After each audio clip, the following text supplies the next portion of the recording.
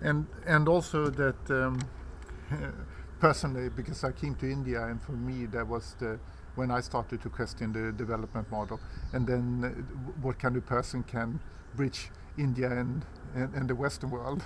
So that's why I wanted to talk to you. Yeah.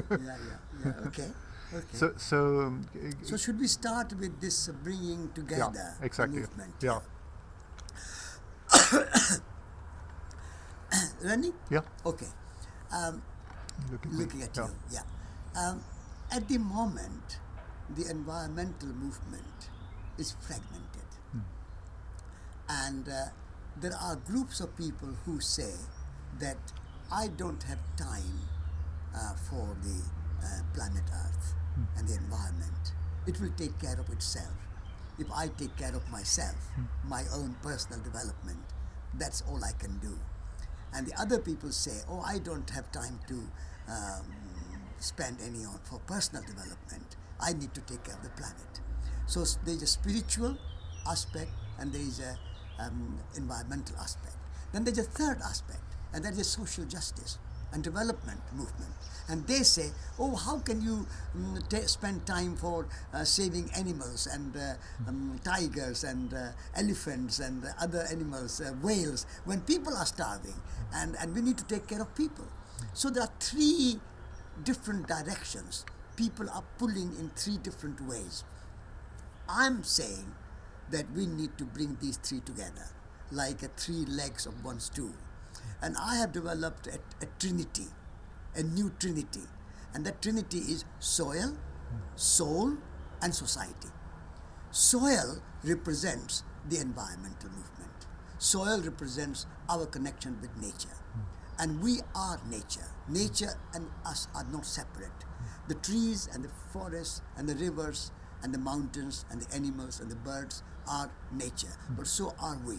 So what we do to nature, we do to ourselves. And therefore, we have to see ourselves as integral part of nature and not superior to nature. Not nature there, and we are the rulers of nature. We are the dominant species. So we can use nature as we like for our benefit. The value of nature is only in terms of its usefulness to humans, and otherwise nature has no other value.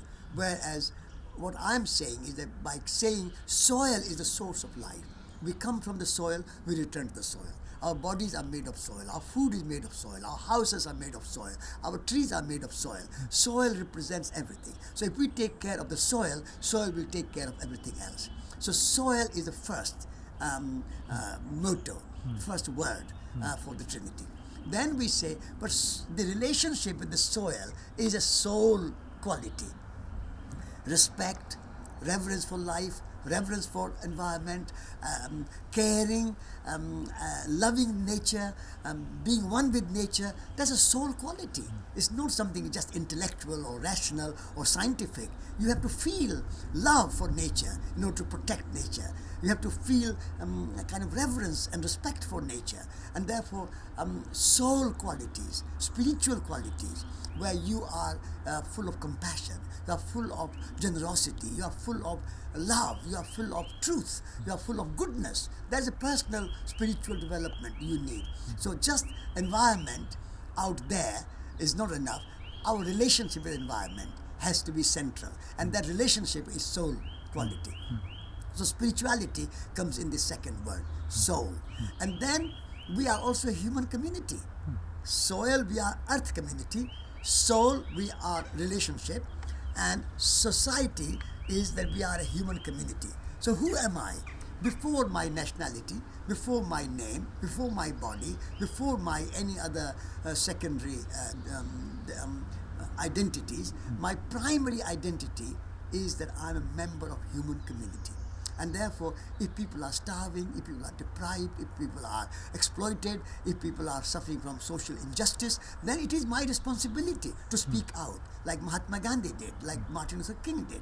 And therefore, social activism, social movement, social justice, social development which is ecologically balanced, ecologically sustainable, and socially just, that kind of development from inside out, from bottom up development. That is our responsibility. So we have to create a holistic movement.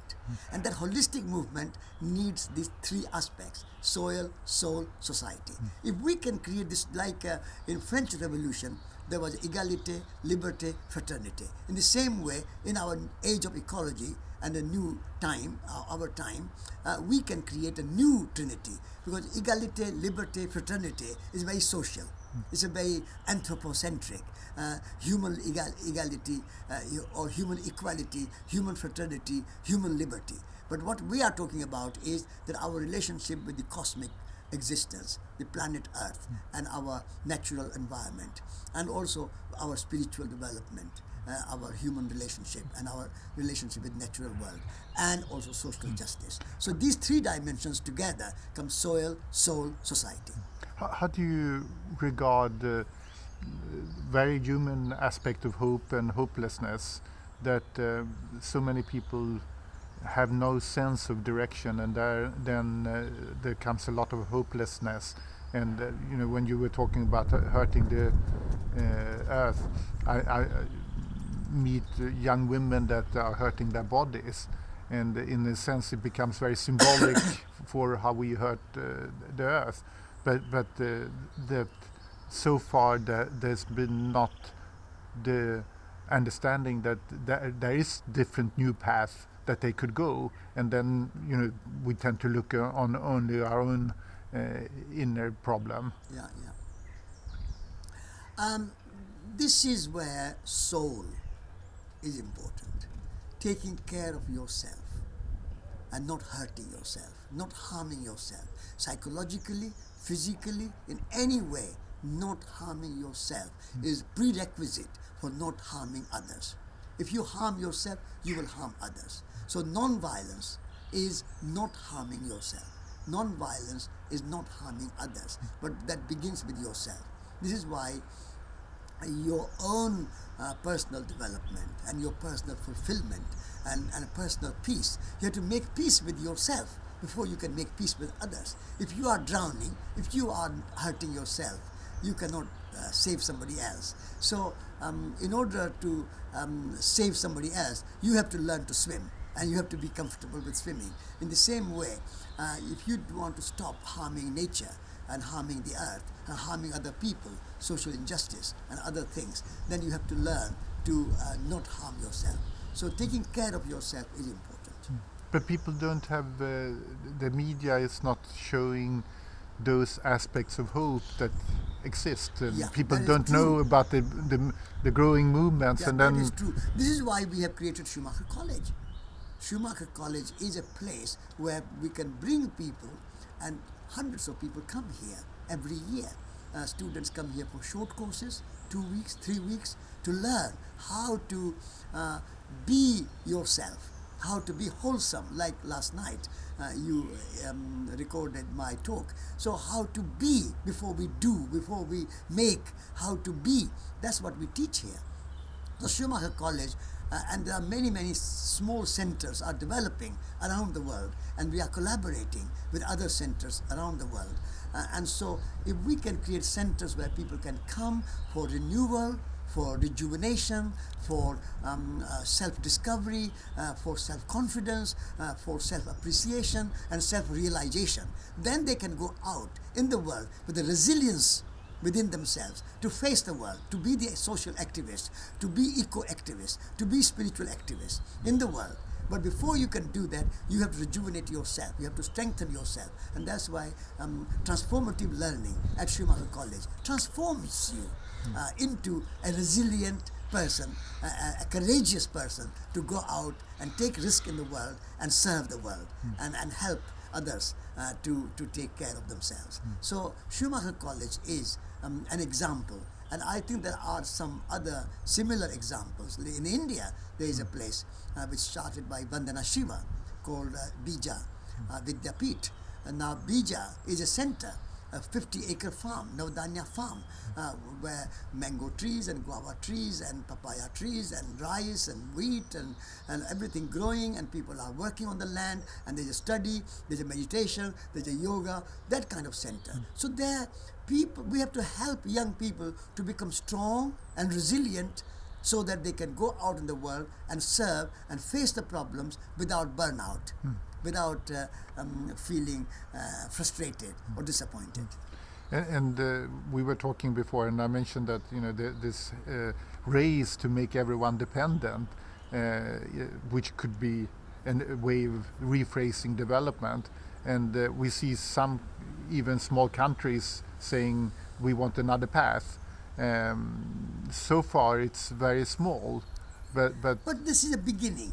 Small country like Bhutan saying that we don't want just a GNP, gross national product. We want GNH, gross national happiness. That's a good beginning, because big change cannot come from big countries like America or China or India or Europe. These countries are too wedded to a very capitalistic and very commercial and very consumerist culture.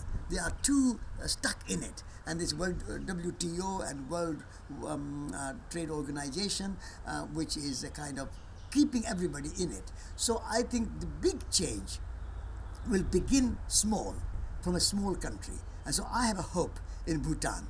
And the Bhutanese idea of gross national happiness is a good starting point, where people can start to focus not on economic growth, but on economic well-being and human well-being. Economic growth for what? What is the purpose of economic growth if there is no happiness? There are more crime, more breakdown of family, more loneliness, more marriages breaking down, nature destroyed, social cohesion destroyed. What's the point of economic growth? So economic growth without some real purpose is a waste of time. And therefore, economic growth must have a purpose. And that purpose is happiness, well-being. So the motto should be not economic growth, but human well-being. So we have to shift our emphasis, shift our focus from economic growth to growth in well-being, growth in happiness, human happiness, growth in communities, growth in social cohesion, social well-being, and environmental well-being and sustainability. Those are the growth points, and not just economic growth. When you have built all the land into airports and motorways and houses and shopping centers and so on, then what will you do? Where your economic will come from? So economy has to be a cyclical economy, so that it can last forever and ever and ever, rather than this linear economy where growth. Where do you end? So take from nature, use it and throw it away. That's the growth, consumerism. So I think we need to have a new kind of economy, which is a well-being economy, where economy is more cyclical. So you take, use and put it back in nature, so that nature is rejuvenated and then brings back, so that it's a permanent economy, it's a sustainable economy, it's a cyclical economy. It goes back and comes back and goes back and comes back. Whereas our economy at the moment is a waste economy. Not a cyclical economy, but a waste economy. We waste. So that's the greatest curse of the Western civilization, that we waste so much. We are waste-making civilization, and therefore we need to change that. But in fact, I mean, there are hundreds of millions, maybe even people engaged in some kind of community work all over the world. But there seems to be, the GNH could be one, but we need something that put it all together. As you said, the environment people are not connecting with the social people, and etc. So do you think that this, or what could be the kind of uniting thing that could get those all the organizations and people joining hand? Joining hand is very important. And so through the magazine, which I edit, Resurgers, we try to bring people together. Social justice people and development people and spirituality oriented people, ecologists, environmentalists, all these people we bring together in one magazine, and their ideas, their projects, their activities, their action, we publish and publicize them. So that is our effort. So I think it's good to have many, many, many groups and individuals and organizations doing grassroots work in the different countries, different fields, different areas. Some people work in health areas, some people working in education areas, some people work in cultural areas. So different areas. It's good, but we are all linked. We have to see the link, that we are all linked for a bigger vision. And that's why I put soil, soul, society. That's a bigger vision. If we can create this awareness that we are all linked, even though link is like a thread in a necklace. You only see the beads, you don't see the thread, but still it is connected. So the movement has to be connected with that thread of solidarity, a thread of mutual support, and a thread of reciprocity, so that we know who is doing what and how they are doing it. So if we can maintain that soil, soul, society as the thread, and we see different actions fulfilling the same big vision, then I think we can be a strong movement.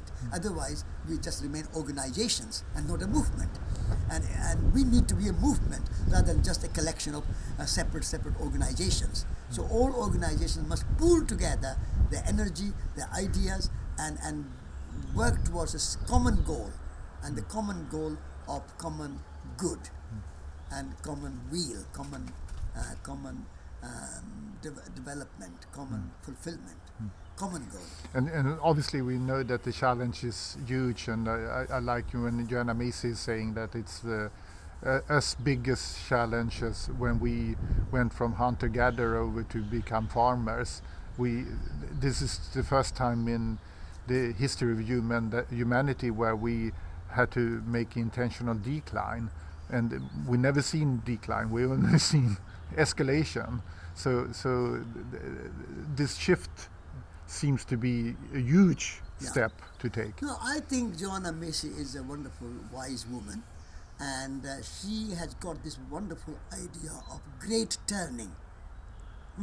So now we are at a turning point, and the awareness is rising. And a tipping point will come soon, I hope. A tipping point will come when we do the turning, the great turning. When the tipping point comes, then we can have great transformation, great change, great transition. So in that sense, also I think the transition movement is a very significant movement around the world. I think there are something like 300 or more than 300 groups around the world who are working towards this transition, so that rather than waiting for somebody like government or business or somebody to change our society and make policies which are sustainable, people are taking responsibility upon their shoulders and say, we are going to live a different life. We are going to create new kind of business. We are going to create eco-businesses where sustainability and resilience are central to our business, and not just making profit and not just making money and growing, but really creating a sustainable future for humanity and for the earth. And so transition movement is a very significant movement, and through that maybe we can unite everybody. Because transition is a spiritual transition, it's a social transition, it's an ecological transition, it's an educational transition, it's a health transition every field. And so I think transition movement can give us a uniting platform. At the same time, then on the governmental level, there are hopes and there are changes, but sort of a reflection is that the resistance become harder. It's like the crunch, the surface become harder, so that it's even more difficult to come into. So it's really, sometimes I say that if you on the airport and you have the band. So one band goes in one direction. Unfortunately, the other goes in the other direction, and suddenly you find yourself with split legs. that the stress becomes bigger because of being close to the turning. Yes. But do you know the great change in the world begins small and at the grassroots level. So if you say how change came about in South Africa, the end of apartheid, it did not start from the top. It started from the bottom. And people have to make sacrifice. People have to struggle. And Nelson Mandela had to be in prison for 27 years. But in the end, apartheid came to an end. In the same way, the civil rights movement in the United States started small. One woman Rosa Parks refusing to give her seat for the white person, sparked that movement. And then Martin Luther King took this over, and then Black Panthers and other people joined in, and so it became bigger and bigger and bigger. But it started small from a grassroots level, and at that time, black people even had no vote. They could not vote. They had no legal right to vote. And you met Martin Luther King? I met Martin Luther King. How he was wonderful. Yeah. He was the great pioneer of New Vision. And at that time, he did not know that it would be possible to bring such a transformation and such a change that one day, so soon, after 40 years, so soon, a black man could be elected as a president of the United States of America. What a change. But it started small. Started in a grassroots level, Martin Luther King in a small town, and Rosa Parks in a small bus, and that's how it starts. So if you take examples, great examples of big movements, Martin Luther King and Nelson Mandela are two great examples. In the same way, Eastern Europe, it became independent, and the Soviet Union fell apart, and the many satellite states of the Soviet Union became independent, and the Berlin Wall came down. It's happened, but this required a lot of grassroots movement for many, many years, at a kind of hidden underground movement, and people like Václav Havel had to go to jail, and many, many other things. So if you take the history of the change, then it always begins in a small way at a grassroots level. This is why I say Bhutan is a good example. It's a small country in the faraway valleys of Himalayas, and nobody notices them, and therefore nobody takes any interest, and therefore they can develop something new, and then it can become attractive, and world can say, oh, this is the right way to go. So this is how I think we have to build our movement for change. Keep that optimism and keep that activism alive, like Mandela, like Martin Luther King, like Mahatma Gandhi, like Václav Havel, like Wangari Maathai in Kenya. She planted first 10 trees, 20 trees, and now there are 20 million trees. And she got Nobel Prize. And there's a huge movement in Africa and Kenya to stem the desert and create a green belt and a kind of whole green movement. And so how did Wangari Maathai start? Yeah, Small, one person. But at the same time, there's a very big attempt now to make a green revolution in Africa, having made a green revolution in India. And now there's a lot of even economic support to create green revolution in Africa. That is sad. That is sad because, like you said, the two belts are going the opposite direction. So on the one hand, people like Wangari Maathai and her green movement going. On the other hand, people are starting this genetic engineering and green revolution and hybrid seeds and centralized production and mass production and agribusiness and industrialization of agriculture and destruction of small farms and destruction of family farms and destruction of organic farms. All that is going at the same time, because the commercial interests are so strong.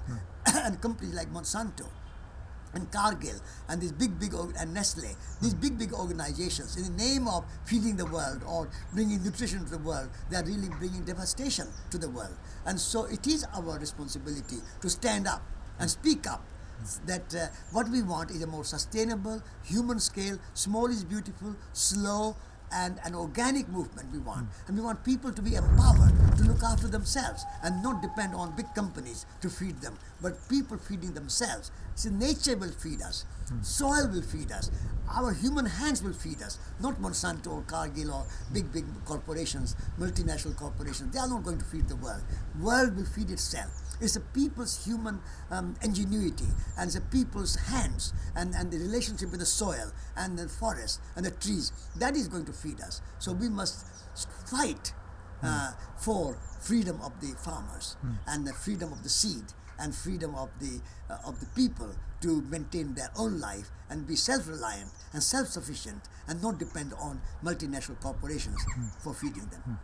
It's a stupid question, but that I'm really pondering myself.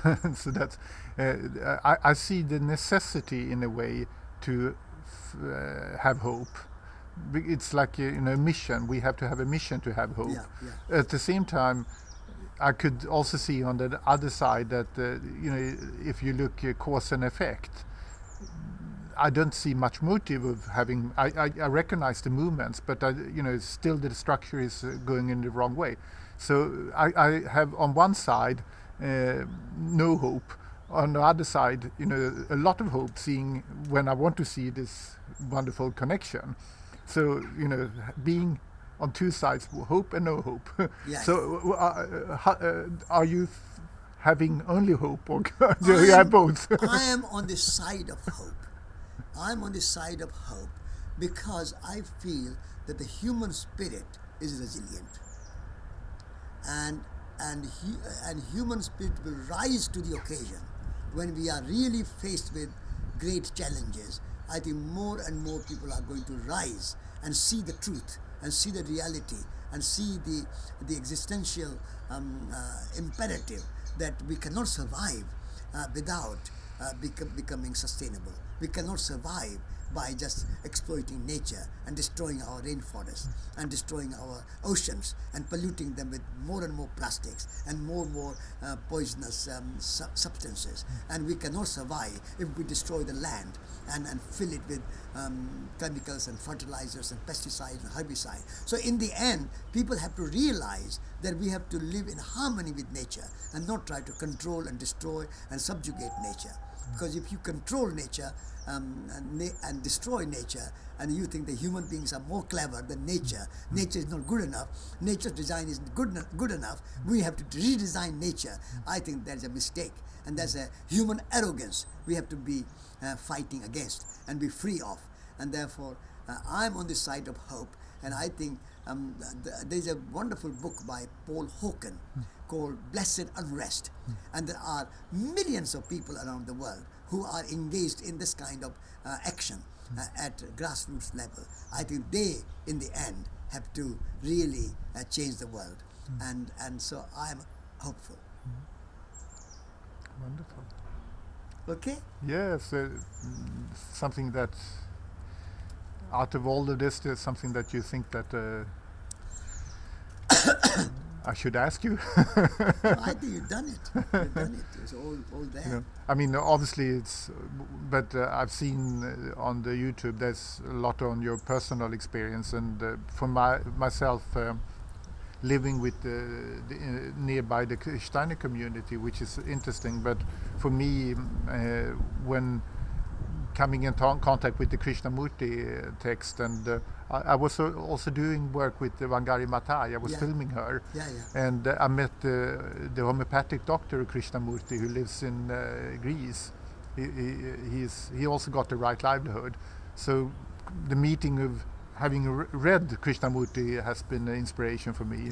And you met him, and it's the way I was reading or understanding is that we have to also put the questions and not give the answers. That was very much at the center of his teaching.